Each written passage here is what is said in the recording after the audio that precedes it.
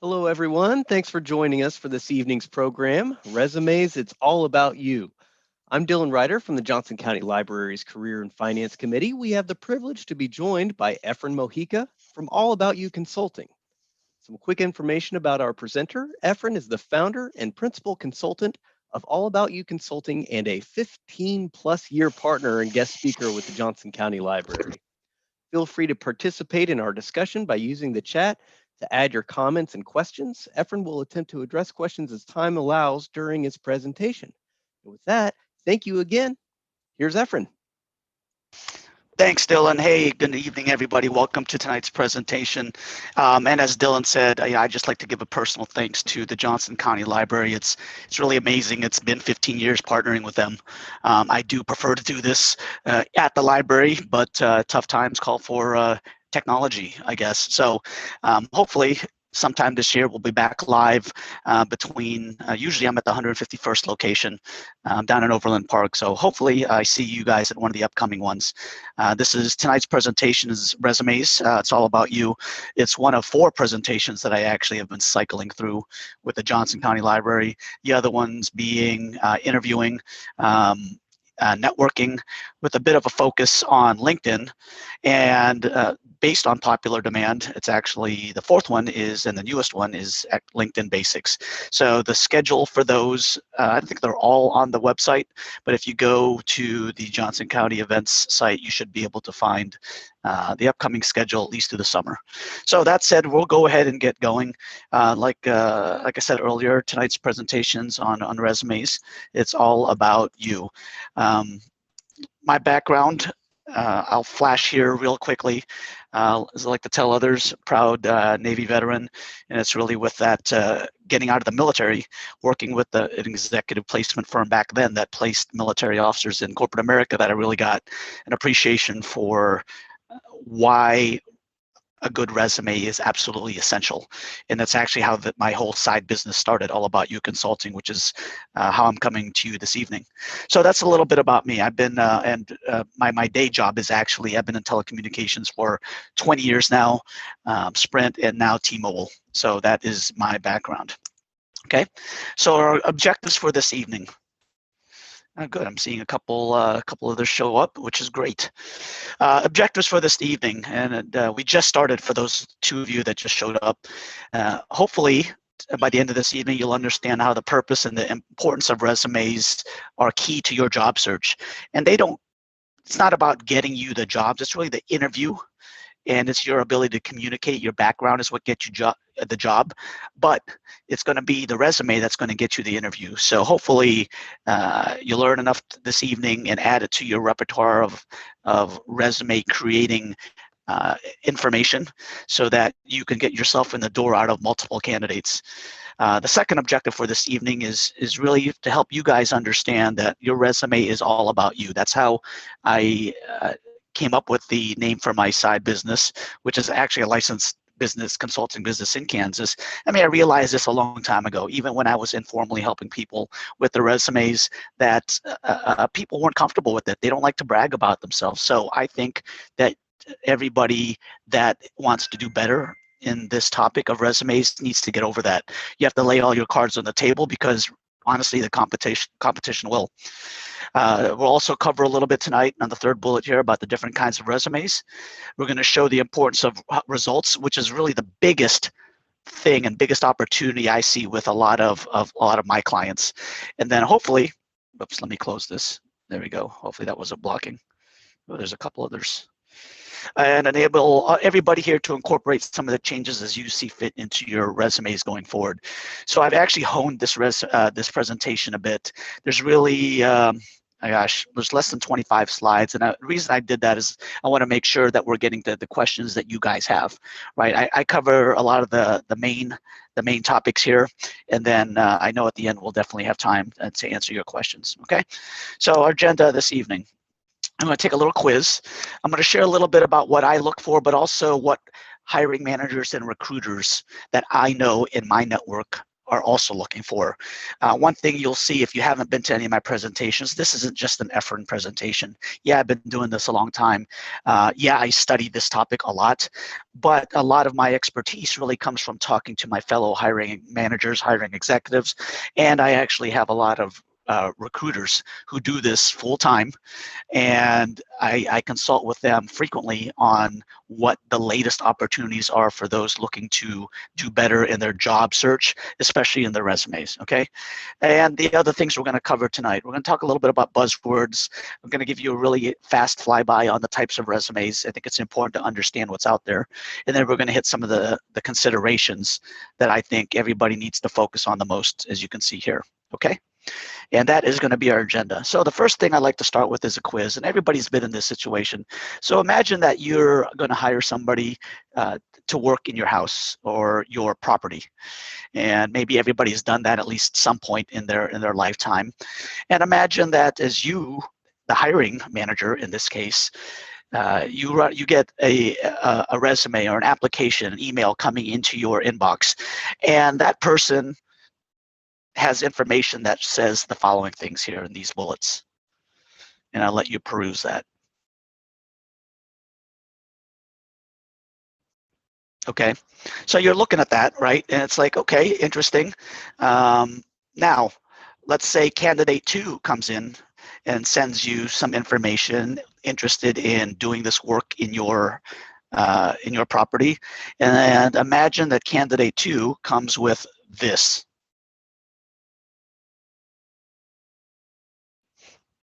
I'll give you a second to read that while I take a quick drink. Okay, so you're reading this, right? And as I always like to start my presentations with a quiz, and most often when I'm there in person with everybody and I ask for observations, some of the things that contrast candidate 1 with candidate 2 are really the details. Candidate 1 is a little bit more vague, a lot of adjectives, a lot of words. I get a lot of feedback that candidate 2 shows a lot more numbers. The numbers really pop. It's a lot more objective. It's a lot more relatable, right?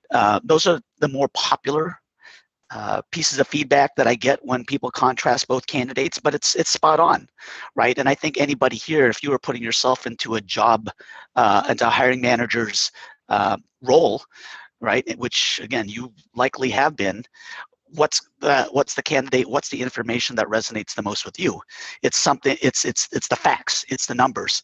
And honestly, candidate 2, getting to that level for people that are looking for a job and looking to improve the resume is probably the hardest part to do. So anyway, that's the quiz. Everybody passed, but I do again wanted to show everybody the difference. And frankly, what I see a lot of is candidate 1.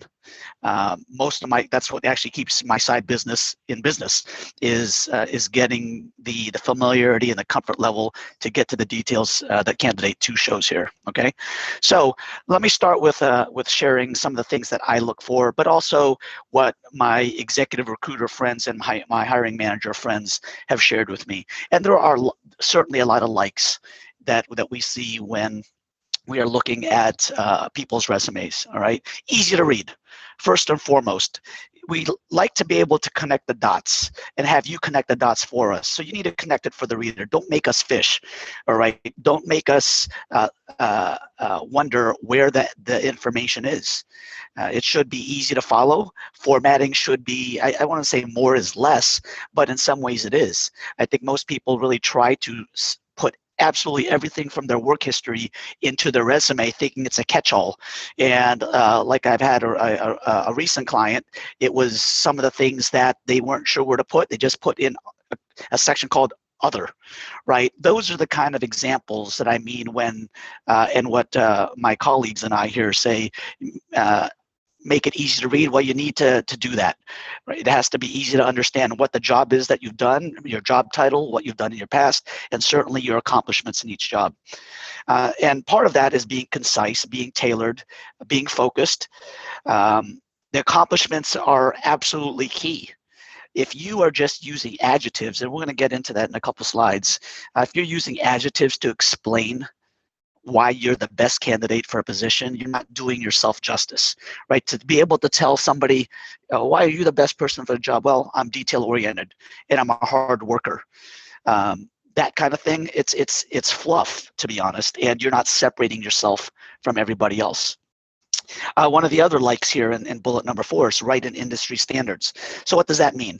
Doesn't matter which industry you're going for. The example I like to use is mine. So telecommunications, specifically, I've been in a project program management function for many years, right? And if we're looking at in a resume, or especially somebody looking to get into a project management role, if they're not using terms in their resume tied to scope, schedule, and cost, well, that's what drives project management, or at least successful project management in a Fortune 50 environment, and I think in any industry and company.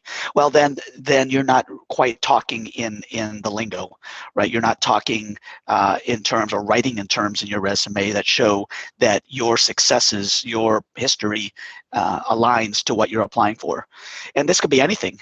If you are in real estate, there's going to be terminology there. Finance, marketing, right? So you have to make sure that what your version of your resume that you're submitting for that specific job is actually written in terms that are aligned to that application, right? And other things here. A summary statement, I think, is very important. This is very different than an objective statement. And my colleagues and I feel the same way. An objective statement leading at the very top of your resume typically tells you what you're looking for. I'm looking for a position in a fast-paced company so I can lend my talents, blah, blah, blah, versus a summary statement which explains more about what you have to offer. And that's admittedly more powerful than something saying, here's what I'm looking for as a job seeker, pivoting over to here's what I have and what I'm going to give you, Mr. or Miss hiring manager. So summary statement is key. And certainly demonstrated leadership. Being able to articulate how you took the lead doesn't mean you're managing people or you're leading people, but something that shows that you set yourself apart is definitely a good thing. Okay, and then a variety of experiences and skills.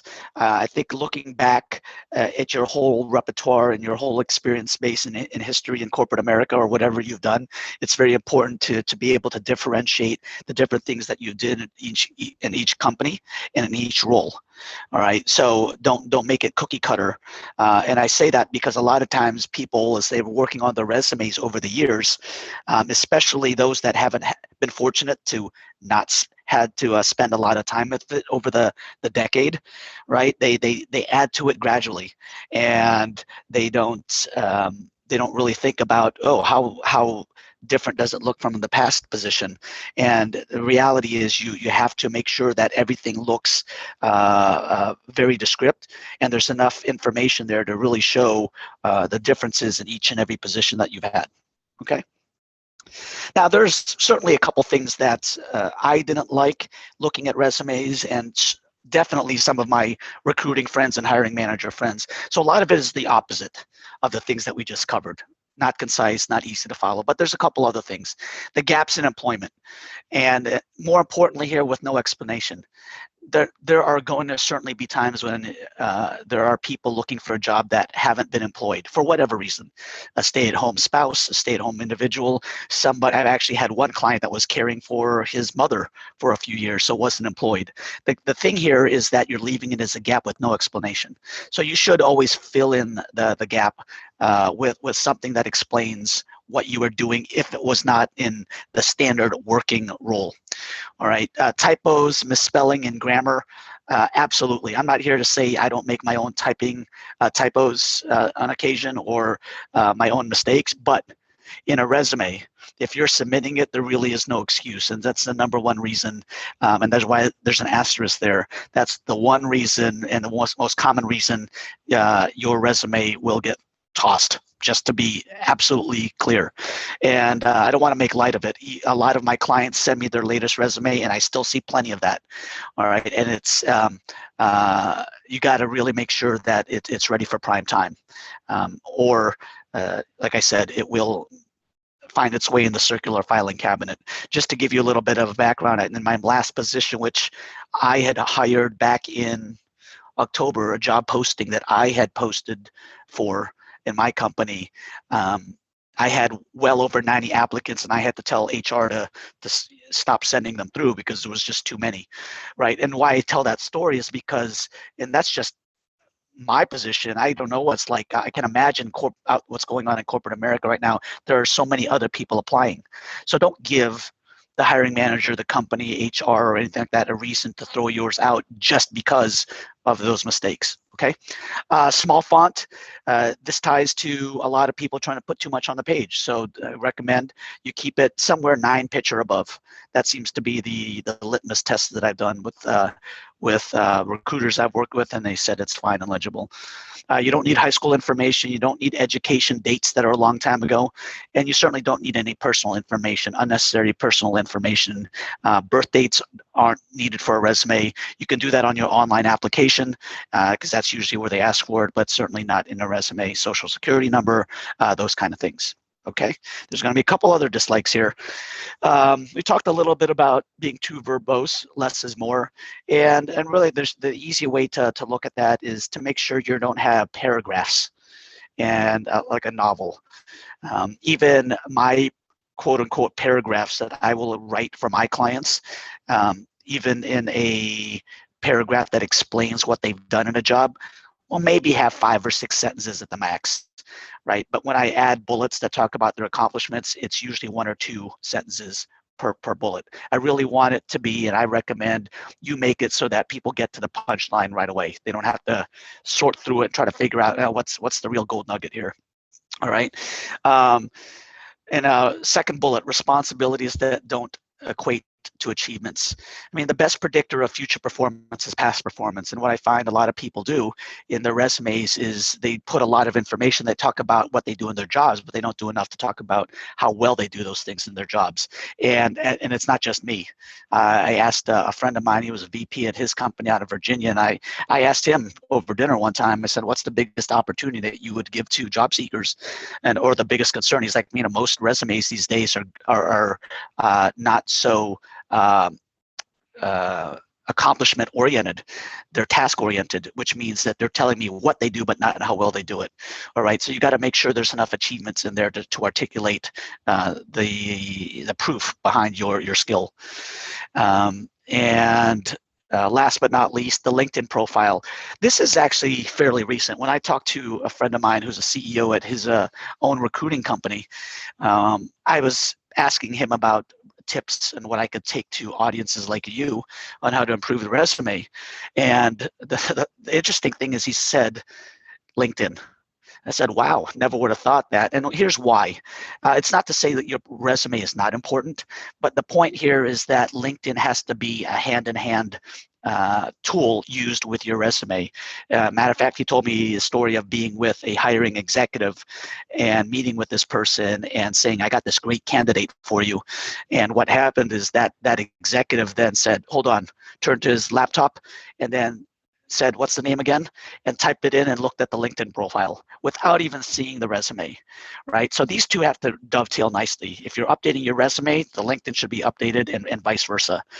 Personally, when I work with my clients, I did with a recent client, I did the resume as I always do first. And then if they have me and ask me to work on their LinkedIn, I do that as a follow-up. So bottom line here is that you have to have them both. If you don't have it, it actually says something about you in a not so modern light that you're really getting out there and you're taking care of your professional background. So you should try to have them both, okay? B, for buzzwords.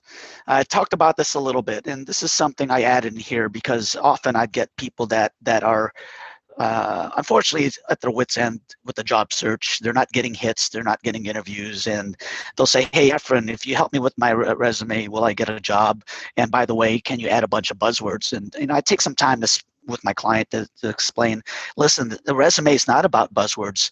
And again, doing a resume is never a guarantee for a job. It's you're interviewing, but the success rate of getting an interview is actually very high if you have a good resume. But it's not, again, about buzzwords, because buzzwords are by definition overused. They're very blah. They don't set you apart from the rest of the field. So I think using buzzwords in and by themselves is not the best approach, especially, and I've run into many clients and many prospective clients and many in the classes, such as this evening, that will say, hey, I got this list of buzzwords. How do I stick them in my resume? And you don't want to do that unless you truly possess what that buzzword is, and I'll give you some examples. And two, you can actually document and objectively quantify it. That's the biggest thing. And more often than not, people put it on there and they don't even possess it, okay? So that's enough about buzzwords. We'll get into some actual examples.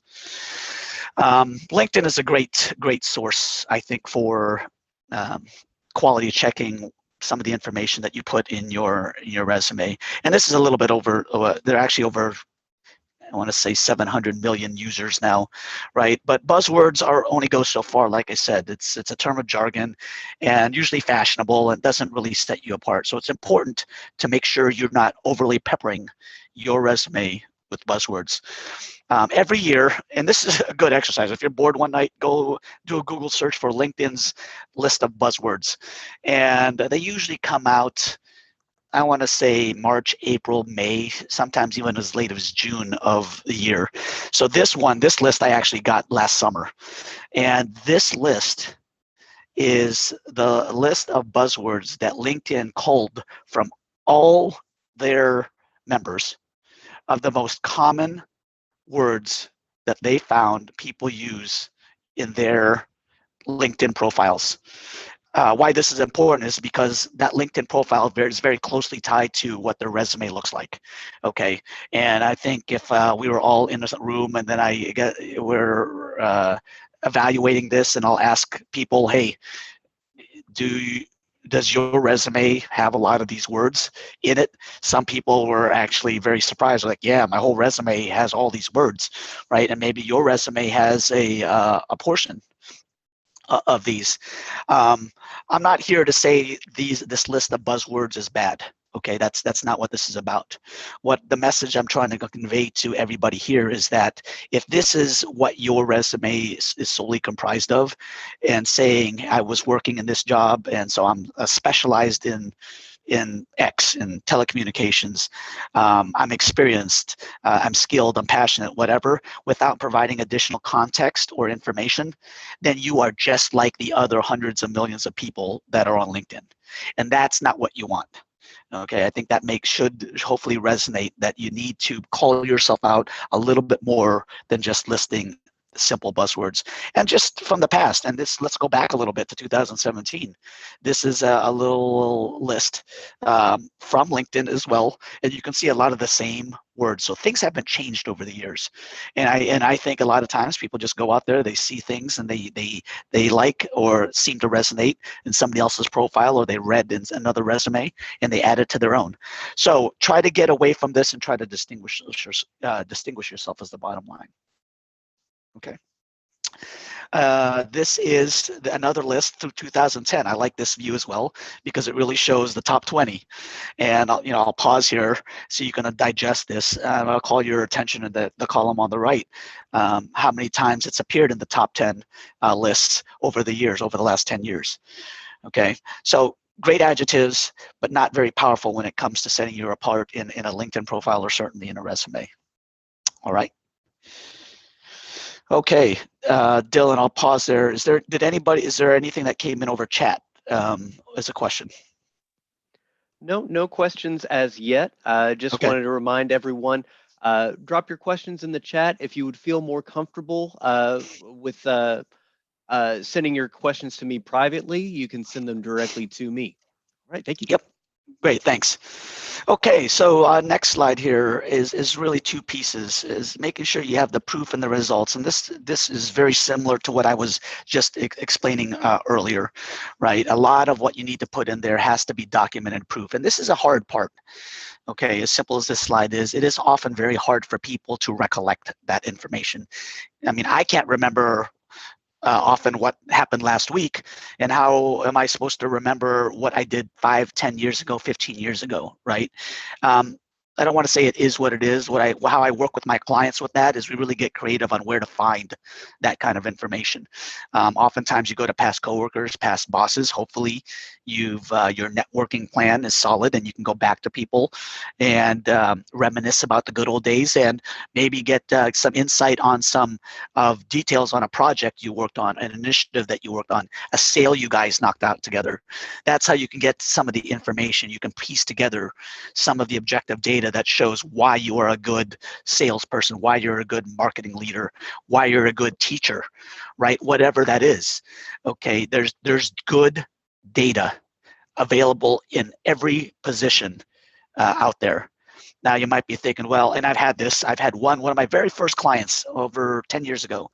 He was actually the transportation driver at a local hotel, right? And he was looking for a new job. So he came to me and said, hey, Efren, I'm not sure what you can do. All I do is transport people. That's my main function. As it turns out, there were other tasks and other responsibilities he had working for the hotel. He actually had a budget to keep. He had safety standards he had to meet.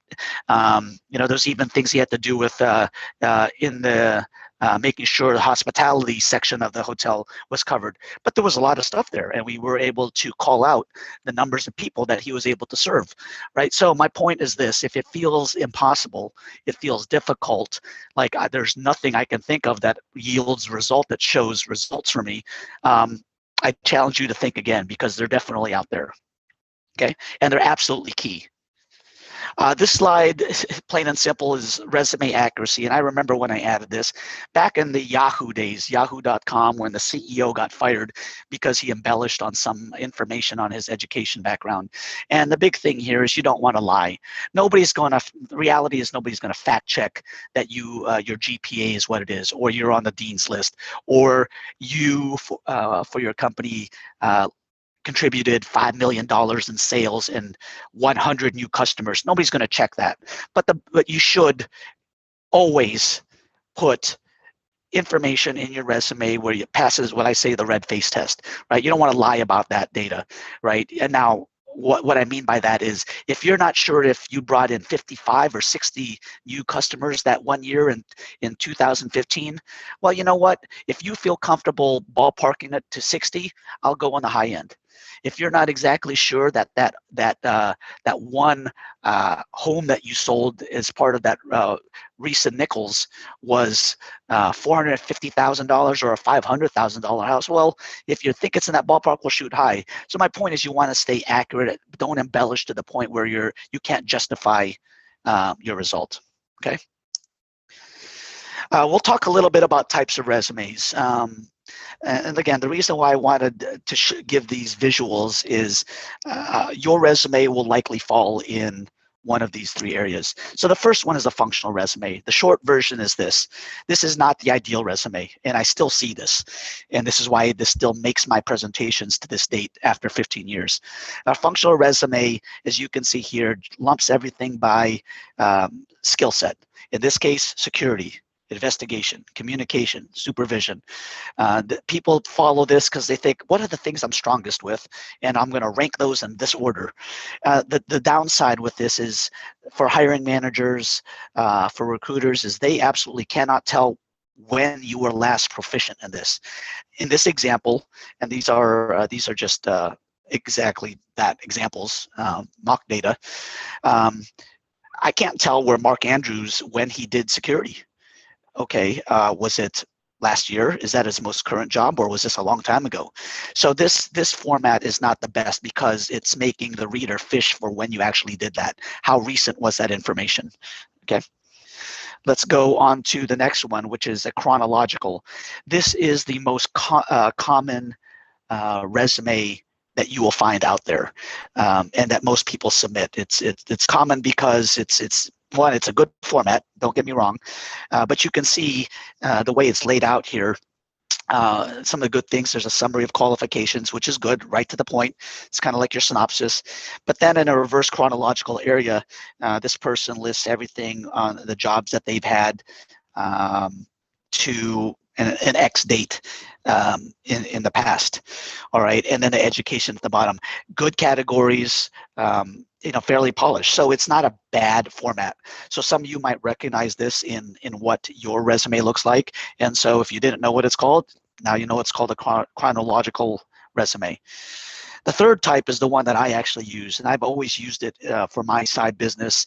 I've actually seen it in I want to say my competition, because I'm not consider myself competing with them, but a lot of resume writers, and I'm talking those that are corporations that do this as a business. I remember seeing a resume company that charged 4 figures for their base resume, and it was very similar. They used this kind of format, which is a chrono-functional, okay, or a hybrid resume. And basically it combines the best attributes of the previous 2 we just covered. And we'll just walk through this real quickly here. You can see some of the functional aspects here. Outside sales, inside sales, those are functions. All right, but then there's also the chronological piece, where this person has Trent Corporation there, and the job, what years they worked, and the education. So this blends, again, both the merits of both formats into one document. So I suggest to people, if you are looking for a format that will pop a little bit more, which will come across more polished, a hybrid / chrono-functional format is what I suggest you look at. There are many out there. Last time I did a Google search, there were so many examples. I often get asked the question, Efren, what's the best one out there? And the way I answer it is this. I think it's like when you go to the dog pound or the animal shelter, when you see the one, you know it's the one, right? And the one I've used over the last 15 years, it's the one I use for myself. It's the one I've used from my clients from way back then, and the one I use from my client here in the last month and a half. So it's stood the test of time. It gets good reviews, but bottom line is that chrono-functional is the format to follow. Okay. Resume consideration. So now that you have the background on the types of resume formats that are out there, this area now, the sections we're going to cover are really going to be where I think you need to focus the most time on, or consider the most as you're looking to overhaul your resume. Okay, so first thing is the number of pages. I often ask this question in my classes and say, hey, what's the right number of pages? And no surprise, people will say 1. That's the right number of pages. And then others will generally say 2, even 3. Very few to no people say more than that, and which is correct. And there is no right number of pages. As a matter of fact, the right answer to this is it's definitely not 1 in all cases. That's the caveat. And the reason I say it is this: for those of us that have been in corporate America for a long time, out in the job market, job force, there is absolutely no way you can do your background and your work history justice on 1 page. You can't. And when you try, you're going to come, it looks very slim from a content standpoint. Now, I do, and I do create, and I even have myself a 1-page resume. There are times when you need that. And where I've definitely see that come into play is if you are in like a job fair, for example, right? And there's a lot of volume there. You're one of many candidates, and you're trying to hand a recruiter a resume, and that you want them to get a snapshot. The 1 page is definitely where it is, But more than likely, and what I recommend the most is you have your multi-page resume, 2, even 3. I haven't created anything more than 3 for any of my clients. I've created 1, 2, and 3, depending on the situation. But I would say that I recommend to people that when you formally apply on a company site, you submit the 3-pager, and then you bring that into the interview. And if you really feel like you need to go leaner, go with 2. But I don't recommend you use 1 for anything else, just simply because of that fact. It doesn't do your background justice. Okay. And a little data point there from Career Builder, it shows that for new college graduates, especially 66% of employers say a resume should be 1 page long because they don't have a lot of background. It's school, it's classes, it's grades, right? But for more seasoned workers, 77% of employers said they expect a resume that's at least 2 pages long. All right, so that's very important. I think if you again have been in the workforce for a while, consider expanding past one page if that's what you currently have. Okay. We talked about conciseness. You don't want extra fluff in there. Keep it lean, keep it to the bullets. Every word has to count, and that's a big thing. I recommend that you give your resume to a trusted friend, that family member that you know can give you an honest assessment. That, hey, this really doesn't make sense here. Oh, by the way, that's redundant from what you put up above. All right, so you have to make sure you're quality checking your resume so that everything sells you and it's clear. You want to prioritize the info order. And by that, I mean, if you're applying for different jobs, I mean, some of you might, for example, have sales background, but you're applying for technical sales. And then there's also a job that's maybe not technical sales. It's a different kind of job. You know, you want to call out and prioritize on your resume the type of sales experience that you're going to have so that it shows a little bit more clearly that you have that experience that they're looking for. So one resume for every job search is not ideal. You should have multiple versions ready to go depending on the job that you're applying for.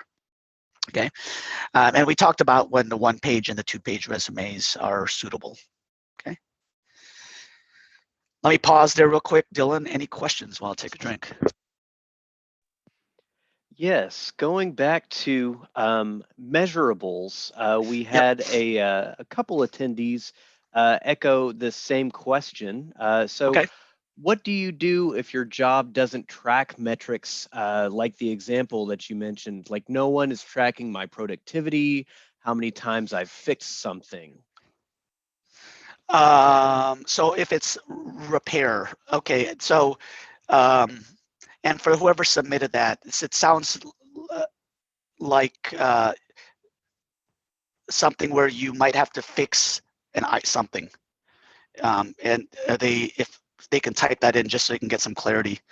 If you can just confirm that that's what you mean. Okay, and while we're waiting on that, those same sentences, sentiments were echoed by another attendee. Says my field doesn't track accomplishments like the business world does. I don't have any percentages, etc., to put on a resume. Okay, so you guys out there that submitted that, let me know what kind of industry and job that is. You can just go privately to Dylan, and in advance of that, the way I'll answer it is this: you're not the first, right? You're not the first people that have asked that question. Hey, my company doesn't track money or completions or sales, right?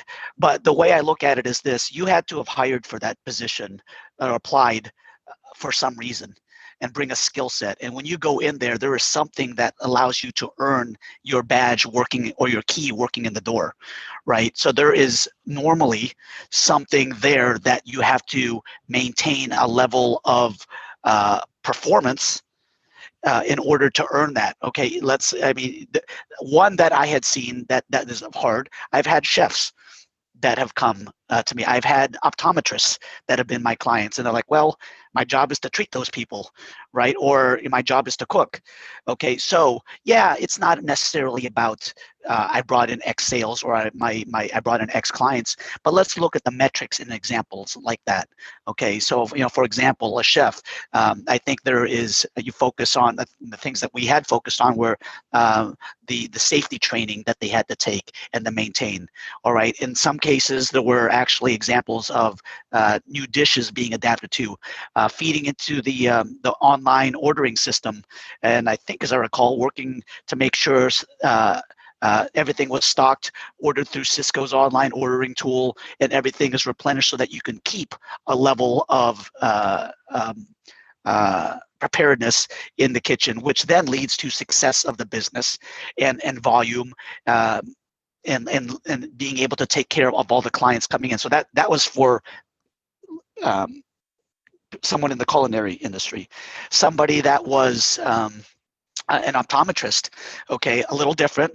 So what we focused on there is not just the training, but also the number of repeat clients that person had, the number of sales they were able to get with glasses from their shop, okay, the number of medical, in this case it was eye insurance claims that for that company they were able to contribute for the business entity. So there are still, my point there is that there are some measures of success that one can say, this is why I was employed there for that period of time.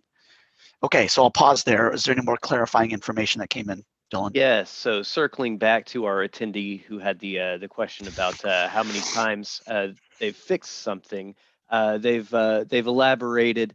They're a building manager. Okay. So just to kind of paint a clearer picture there. Okay, so let me pause there. So building manager, so I hear property, I hear real estate, okay, and I hear that maybe if that's, whether it's commercial, whether it's private, or you're doing that where there's tenants, okay, I think and I've had people that have been in construction, the things that I keyed in on, and it might not necessarily apply in this case, let's look at OSHA, okay, OSHA requirements, maybe if you're, especially if you're a head contractor, okay, the people that you're hiring, or if you're doing it yourself, how have you been able to maintain safety?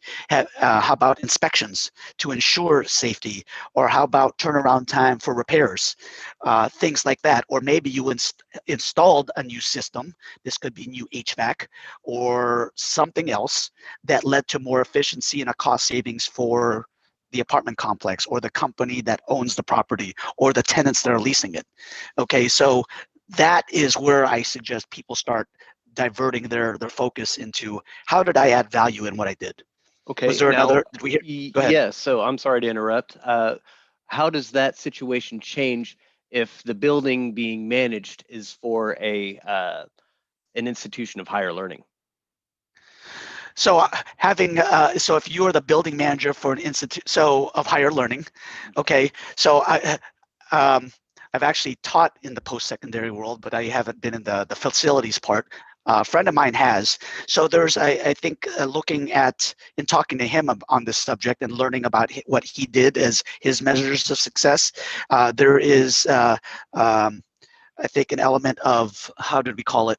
The comfort factor of keeping the building up and running for class use. Things can break, AC, right, all of that. Fire systems have to be checked. There are inspections within buildings. I know there's certainly that in educational buildings, right? So if you're a piece of that, if you had to help ensure the building was safe, if you had to deal with any upgrades or any modifications or anything along those lines to ensure that the clients, in this case the students and the staff and the faculty, can remain whole and they can conduct their affairs safely, well, there you go. And I think that's more in the reliability. It doesn't mean you brought in sales, or again, tied to customers that you brought in, but your customer is actually there. So how long were you able to add that value and keep those people able to do their job, or in this case, the students studying?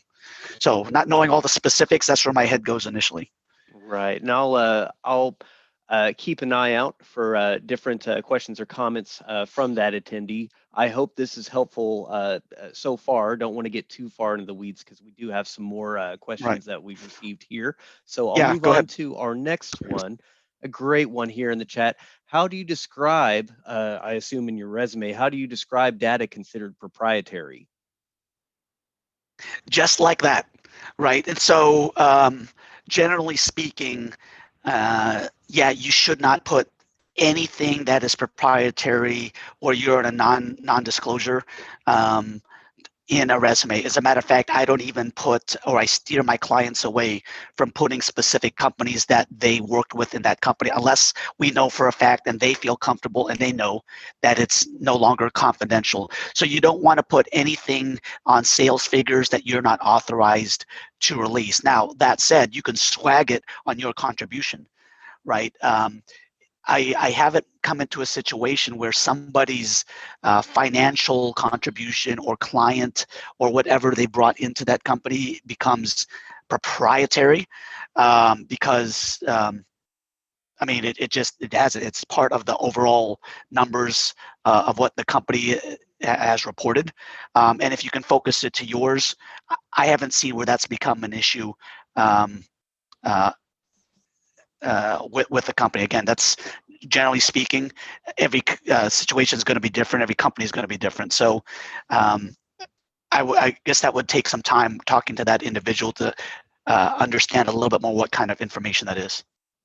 Okay, and that attendee followed up with me directly, stating, I've been out of work since December 19, received a Okay. 6-month severance package that ended June 20. For Okay. the first 4 months, did many home repair projects. By then, the pandemic really limited opportunities. Of course, what Right. suggestions do you have for describing that unemployed time frame? I think just like that, and that's actually a good example. I've had many clients that have that window of time. Okay, and so I don't know what you were necessarily doing prior to your previous job, but I think the best thing to fit in that time slot is showing anything. In this case, if you're taking on side projects, maybe as yourself, as your own, taking advantage of your own skill set, right? Self-employed, managed own business in home repair, and then maybe you can call out some clients. Clients, it could be corporate, could be individual, could be a house, could be a business, right? I think elaborating on that, nobody's going to ding you for, oh, it's so small. You worked on 2 families' houses. That's not it. The whole point here is that you're doing something with it. I haven't seen a situation where somebody doesn't appreciate anybody that's trying to keep things going, making the best out of maybe tough situations. In the example I gave you about that one client who had to take care of his sick mom, we listed it as that.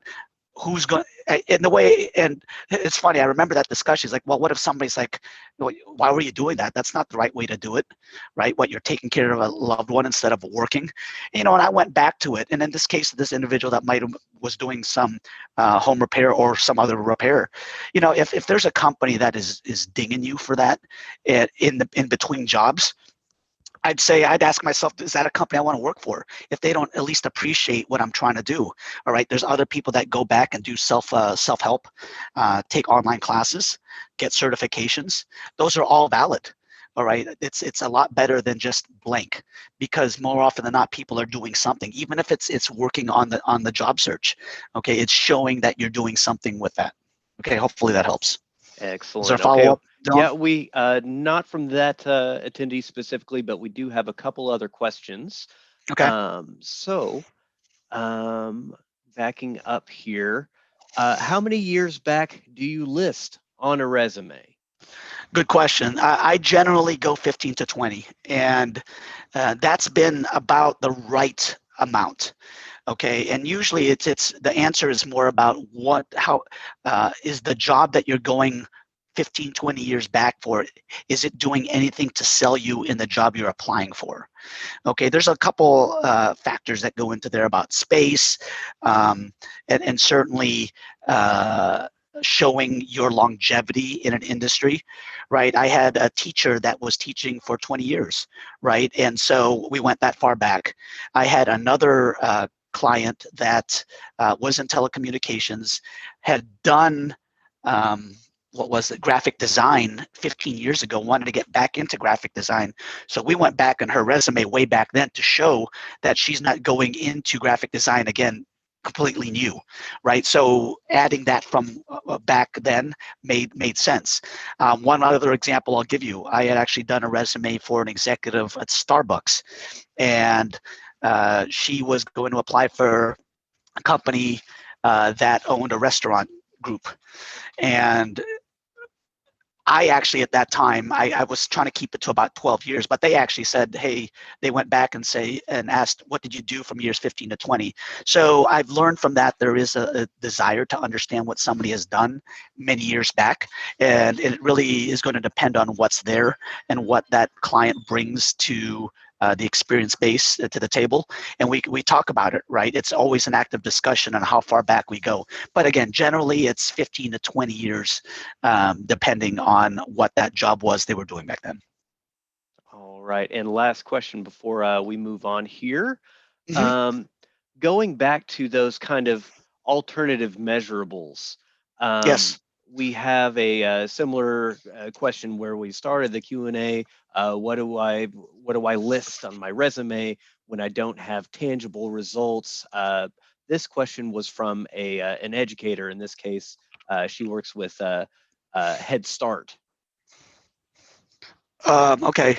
I'm not familiar with Head Start, but I am familiar with being an educator. Okay, so I've spent 2 years doing that, and what I focused on, and even for my resume, is the level. I focused on the certifications and the criteria that I brought to take that position, the responsibilities, the number of students. I had actually one of my recent clients was a teacher, right? Number of students that they had in each grade, or that I had, all the collateral duties that I had, not just teaching, but I had to in my case, put together the curriculum. I had to do an integration with new technology for the whole staff at the time, and that was my case. In my client's case, there was certain training that they had to do in order to take care of some of the collateral duties outside the classroom, as far as counseling, right? So there's different facets there depending on what you did as an educator, but I'd start with certainly with trying to quantify those that you fell under your responsibility. And then even your peer group, there's usually, what I've seen, some partnership or some work that you do as part of your job that might touch the other faculty members, the school district, etc. Excellent. Okay, we Anything? have a couple more questions which have come in. We can Okay. save those for later, or we can go ahead and cover them now. It's up to you. Let me get going here. There's only a few more slides, and then we'll hit the rest of them. Excellent. So the last couple slides here, want to hit on space, email considerations, and phone number considerations. So the big thing here with email considerations, and I see this, is just make sure you're not using your current company and their email. You don't want to give your future employer the impression that you're using your current employer and their email systems to jump ship. Okay, so find a good Gmail address or whatever, and stick with it and keep it professional. Okay, I think first initial, last name, last name, something like that. Just because you really like that email that you got from college, KU stud muffin at Yahoo, is not appropriate for a resume. So make it, consider moving it to something that's a lot more professional and one that you check. Phone number is a good thing to list as well, especially one that you will check often and are reliable. That is where you're going to get a call. Between the email and a phone call, that's how you're going to get your lead, right? So you want to make sure that those are current. And if you haven't updated your resume in a long time, it's important to make sure that those are still good. I believe putting the LinkedIn public profile on the resume is good once you feel good that your LinkedIn public profile is presentable, right? There's a picture, the information matches your resume, all that should be good there before you list it, okay? Let's talk a little bit about the objective statement here versus the summary statement. We talked about what the objective statement is and talking about and how it's generally phrased in a way that I'm looking to obtain a certain position, blah, blah, blah. It's telling the reader what you want, right? And where I suggest you move over to a summary statement that shows what you have to offer, right? The company doesn't care what you want as much as what they want, and they have a problem to solve. They have a position to fill. You want to be that answer. So when you position your resume from more of a summary statement on what you have to offer, as you can see here, it's a much more effective in that usage of space at the top of your resume. All right, so stick with the summary statement. Education, you should certainly add it. You don't need your GPA. Especially if you've been out of school for a while. You also don't need your dates of graduation. I mean, people often wonder and worry about getting dated, or somebody's looking at their age because they might be graduated a long time ago. Well, you don't need to put it. Now, where I do say you should put your graduation date is if you got that degree within the last maybe 3 to 4 years, right? And here's an example. Saying that you got your computer science degree in 2020 is very different than getting your computer science degree in 1975, right? So there's some advantage to showing the currency of when you got that degree. Partial degrees are good to list. Just don't try to pass off your degree as something you completed when you know you don't have it and you might are a few hours short. You're better off listing that it's a partial degree. Certifications should be listed separately from education, and ones that are actually still current. I don't recommend you put the training that you took in your company if there was no accrediting basis for it. And I see that a lot. People say, oh, my company put me through all this training 15 years ago. Well, if there's no way to refresh yourself over the last 10 years, then I submit that you're probably not as strong in that training as you once were, unless maybe you're using it now. So you have to make sure you're just not throwing training up there, because if it's on the resume, somebody can ask you a question and you're going to have to answer for it. So again, make sure it's current. Okay.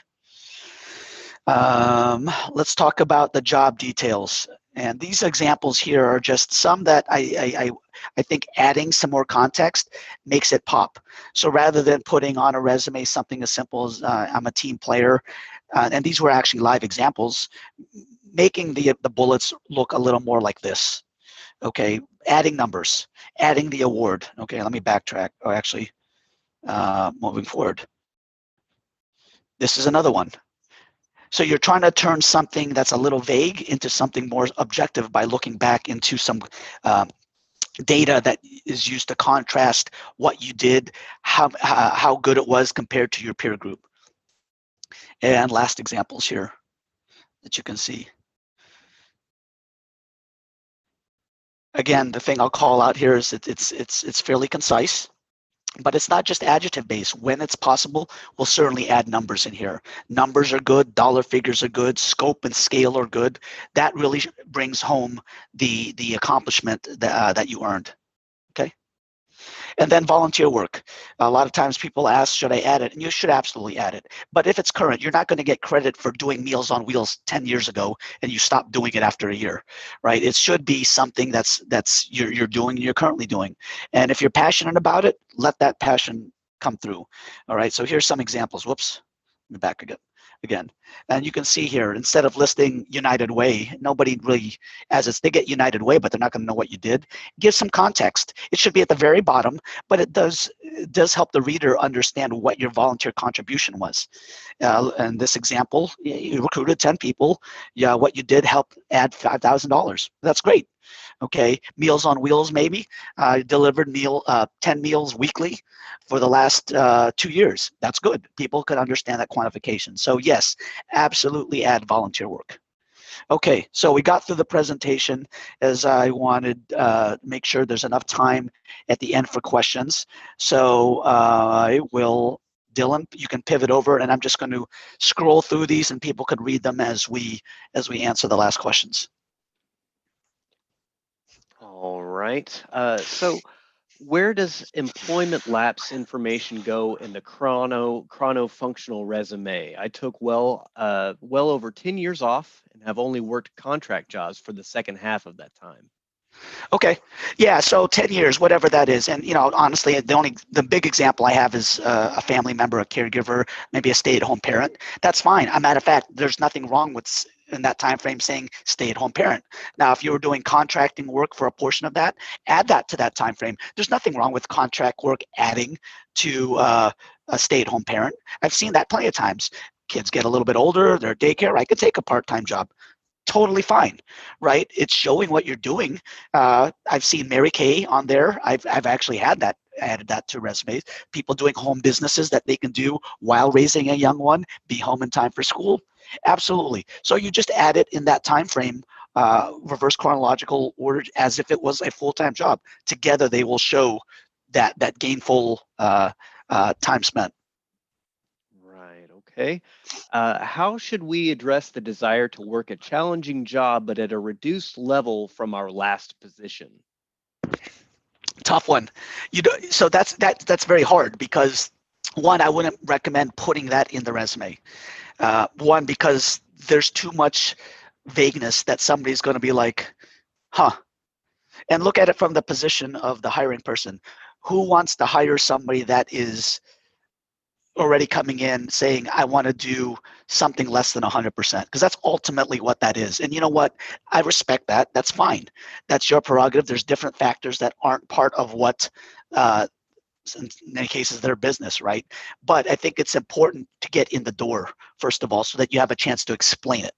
So if that's the case, I think when you get into the actual interview, and you can certainly ask about that in the first one, that's a good time to bring that up and say, listen, can you tell me a little bit more about the working hours? And a lot of times that might not be in the job description. I mean, half the time it really is, but if it's not, you can certainly ask that if you get that interview, and then you can evaluate. Oh, it sounds like they really need somebody that's going to do some weekends, and it's not going to work, and then you can politely decline, but at least you can evaluate it. And the big thing here is that you actually get a chance to dialogue about it, rather than state that and somebody interprets it the wrong way and blacklists you.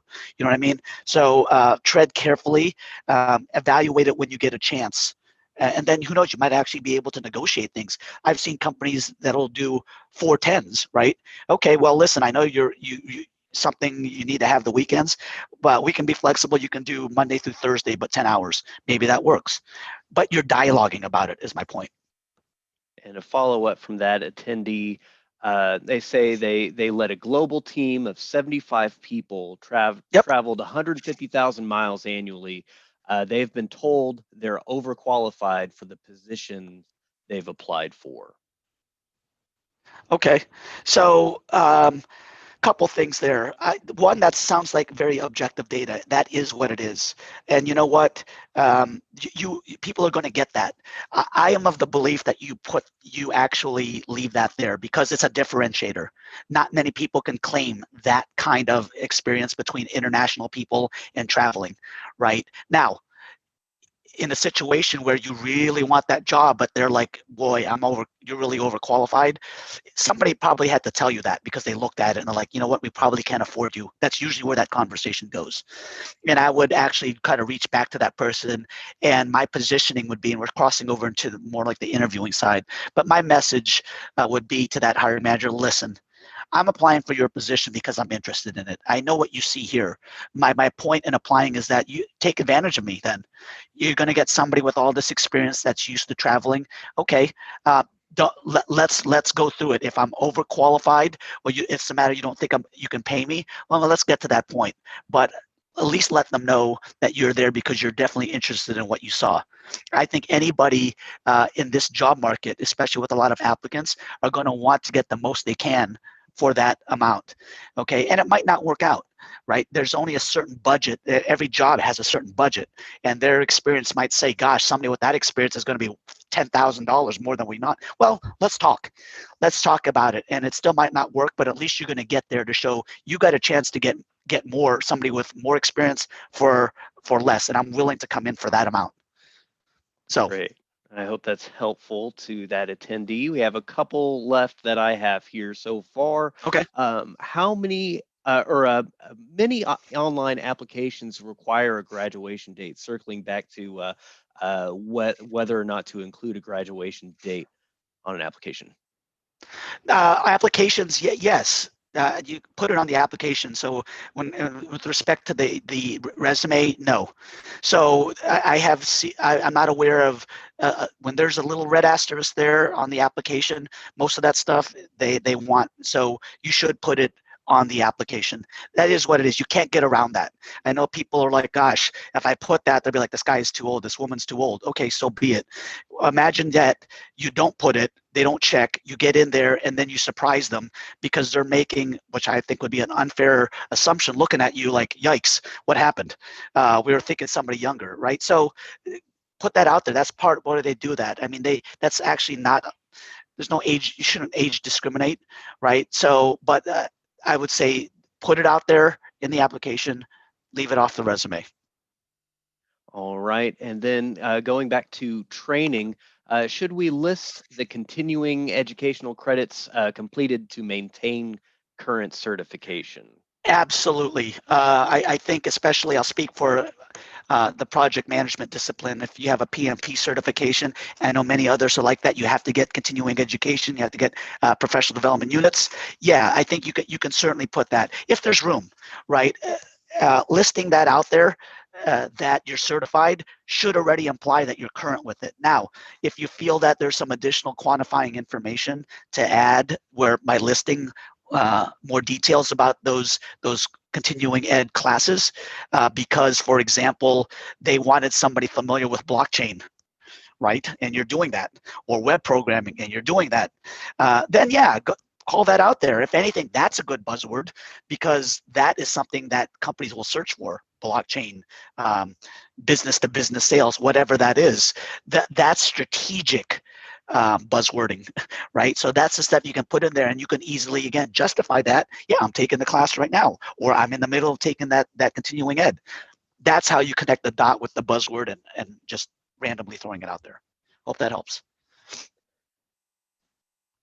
Okay, I think we got through all of the questions. Thank you, everybody who's still around with us right now, which is basically everybody since we started. So appreciate all the questions. I'd like you to take a quick moment to thank Efren as well for taking time out of his busy schedule to just share all of this knowledge from his experience with us. So Efren, on everyone's behalf, thank you very much. Oh, hey, absolutely. And again, I've been doing this for so long that here, and I do this because I really enjoy it. I hope to see people in the actual library, and we can interact a little bit more face to face. Those are always good. But I do appreciate you guys attending. You guys are actually ask some really good questions, and I'm not blowing any smoke at you guys. This is probably the best question Q&A I've had in a couple sessions. So I'm glad you're doing it. Hopefully you got a couple answered. My information, actually, I don't think, I usually hand stuff out. And let me get to that here. I'll show you at the back here. This stuff is just showing, because people that come to the sessions will say, well, what is your process? What's involved? This really outlines it. And it's a very involved process. If we ever partner together to work on your resume, it's not short. I'm not a, hey, I need a resume by tomorrow kind of guy. More often than not, my process takes anywhere from two weeks on a quick end to a month, depending on the client. So there's a lot that's involved, including a phone interview. There's a pre-work document that I send. And I should provide this not to scare people, but to show how seriously I take this. And I hope people will take it to that level as well when creating their own resume and working with somebody, right? There's a lot of different people that write resumes, but I certainly try to go in the weeds. That's why it takes a 2 to 3 hour phone interview with my clients. Okay. And then my contact information is here, my email, website, and number. I am Kansas City based, as I had mentioned in the front. And if you got follow-up questions, happy to answer them. People have asked, hey, can I send you my resume and take a look? And you know what, I will. What I typically do is I'll just let you know, hey, here's a couple things I see. Don't go super deep, but I'll let you know if it's there's an opportunity there. And there's been actually times where I tell people, you know what, it's pretty darn good. Do this, do that, and I think you're good to go. So happy to do it. You got my information, like I said there, and I hope to see you guys at a next session. So Dylan, if there's any other last questions before we wind down. Yeah, no other questions. So just a few quick words for everyone. I know LinkedIn was mentioned in Efren's presentation. Our next career and finance program will discuss the importance of LinkedIn. That LinkedIn program will take place at 2 p.m.